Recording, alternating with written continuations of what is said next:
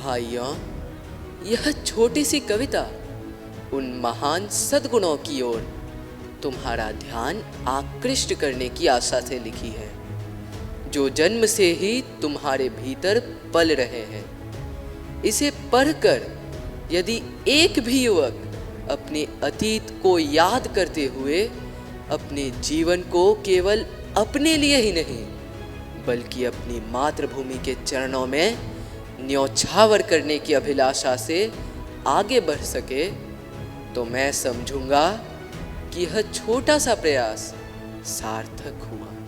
श्री राम नाम विचार कर, शिव आशुतोष का ध्यान कर, अपनी अदम्य उस शक्ति को, सुत पवन की सी भक्ति को। हे शैल पुत्र तू याद कर, जीवन न तू बर्बाद कर।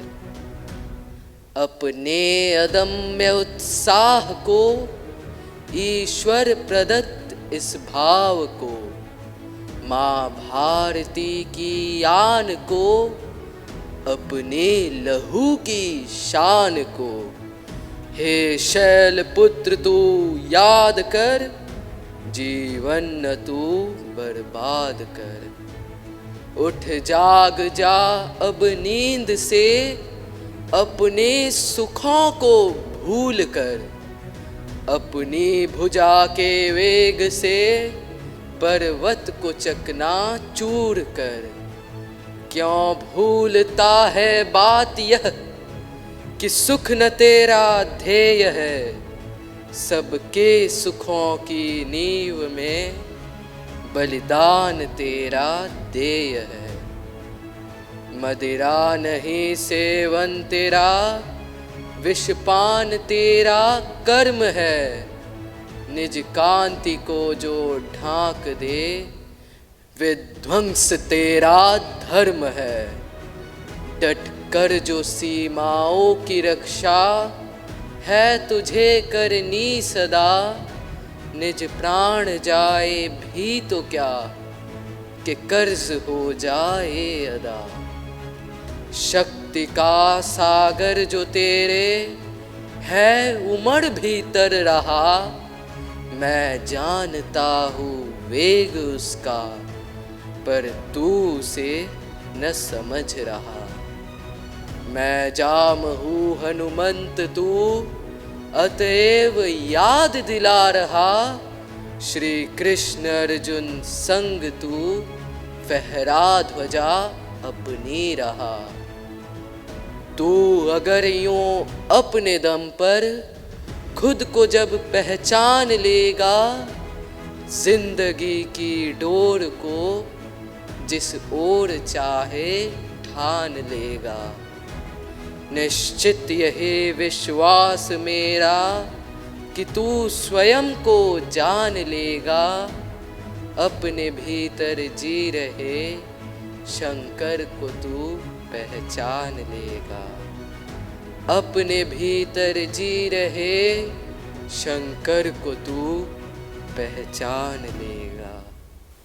साथियों, मित्रों और मेरे वीर जवानों, ईश्वर की असीम अनुकंपा और तुम सभी के प्रति अपने सहज अनुराग से प्रेरित होकर मैं अपनी भावनाओं को आज तुम्हारे सामने रख रहा हूं। यह सच है कि भारत का भविष्य आज तुम्हारे ही सीनों में पल रहा है। हमारा आने वाला कल और भी मजबूत और सुखद हो, इसकी सबसे बड़ी जिम्मेदारी आज तुम्हारे ही कंधों पर टिकी हुई है। यदि तुम स्वस्थ हो तो भारत का भविष्य स्वस्थ है, और यदि तुम मजबूत हो तो भारत का भविष्य मजबूत है। मैं जानता हूं कि भावी जीवन की असंख्य संभावनाओं के साथ साथ अनगिनत समस्याएं भी तुम्हारे सामने सर उठाए खड़ी हैं। जब एक का सामना करके तुम आगे बढ़ते हो तो सामने से सैकड़ों मुसीबतें अपने फन फैलाए तुम्हें डसने लगती है। ऐसी ही असंख्य समस्याओं के बीच नशीले पदार्थों के सेवन ने आज तुम्हारे सामने एक दीवार खड़ी कर दी है। इस मुसीबत ने जिस हद तक तुम्हारे व्यक्तिगत जीवन को प्रभावित किया है, उससे कहीं अधिक तुम्हारी देवभूमि और उसके दिव्यता को नुकसान पहुंचाया है। आयु दोष और विचारों की अपरिपक्वता व्यक्ति के भीतर हीन भावनाओं को जन्म देती है और वह न चाहते हुए भी कभी कभी कुछ ऐसा कर जाता है जिसका अंत अक्सर दुखद ही होता है। यदि यह स्वीकार करो कि समस्या का उदय तुम्हारे भीतर हुआ, तो यह निश्चित है कि इसका अंत भी तुम्हारे ही द्वारा होगा। तुम्हारे भीतर ही वह संजीवनी है जो इस क्षणिक दुर्बलता को जड़ से उखाड़कर दूर फेंक देगी। मित्रों, इस बात से कहीं तुम यह न समझ लेना कि मैं तुम्हारी कमजोरी को उजागर कर रहा हूं। मैं दुर्बलता का नहीं, पुरुषार्थ का पुजारी हूं।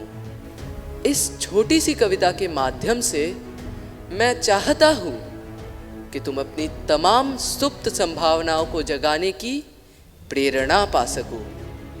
अपने गौरवमय अतीत में झांककर उससे शिक्षा पा सको।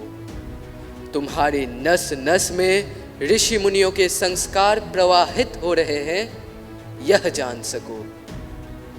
विष को पी लेने वाले महादेव शिव ही तुम्हारे भीतर विराज रहे हैं, यह जान सको। तुम्हारे ही पूर्वजों ने देश की आजादी के लिए सबसे अधिक संख्या में अपने प्राण गंवाए, यह जान सको। और आज भी देश की सीमा पर मर मिटने वाला पहला नौजवान तुम्हारा ही बड़ा भाई है, यह जान सको। देवभूमि की इस पावन वसुंधरा ने जो स्वस्थ शरीर और स्वस्थ मस्तिष्क तुम्हें उपहार में दिए हैं, इनकी पवित्रता को बनाए रखना और इन्हें एक सही दिशा देना, यही तुम्हारा कर्तव्य है।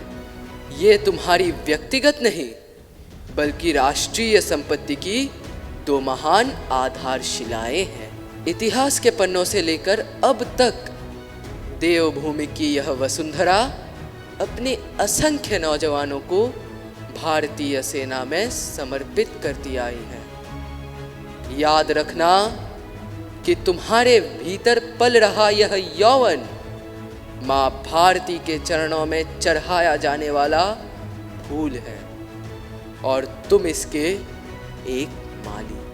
पहाड़ों के इस अकल्पनीय सौंदर्य को आजीवन अपनी यादों में बसा लेने की आस लिए लाखों सैलानी यहाँ आते रहते हैं। इसमें कोई संदेह नहीं कि इन वादियों की यह सुंदरता उन्हें मुग्ध कर देती है, परंतु मैं जानता हूं कि जो सौंदर्य तुम्हारे भीतर बसा है, उसकी आभा के सामने इसका कुछ भी मोल नहीं। मत भूलना कि शरीर तथा मन की शुद्धता और विचारों की पवित्रता तुम्हारे जन्मजात गुण है। यह जड़ नहीं बल्कि जीवंत सौंदर्य है जो एक विरासत के रूप में तुम्हें ऋषियों से मिला है। भाइयों, यह छोटी सी कविता उन महान सद्गुणों की ओर तुम्हारा ध्यान आकृष्ट करने की आशा से लिखी है, जो जन्म से ही तुम्हारे भीतर पल रहे हैं। इसे पढ़कर यदि एक भी युवक अपने अतीत को याद करते हुए अपने जीवन को केवल अपने लिए ही नहीं बल्कि अपनी मातृभूमि के चरणों में न्योछावर करने की अभिलाषा से आगे बढ़ सके, तो मैं समझूंगा कि यह छोटा सा प्रयास सार्थक हुआ।